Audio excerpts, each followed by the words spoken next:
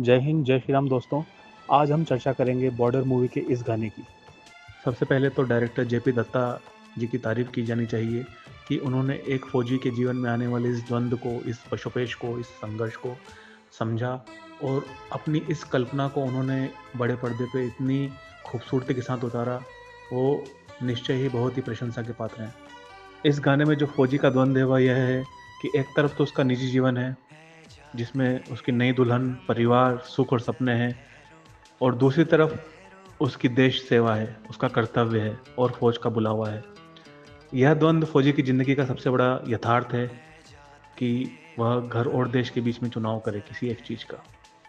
इस गीत में यह दिखाया जाता है कि दुल्हन और फौजी का परिवार दिल से यह चाहता है कि वह रुके, लेकिन वे लोग ये भी जानते हैं कि फौजी का असली धर्म देश की सेवा है, देश की रक्षा है और उसका कर्तव्य है, इसलिए वो उसे जाने देते हैं।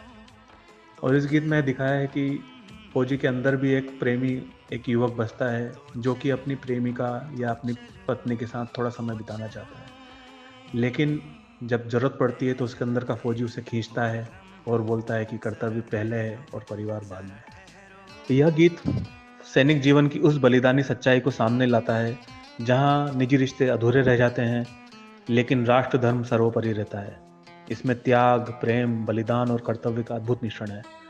यह बलिदान हमारे जैसे सामान्य लोग समझ नहीं पाते हैं अक्सर।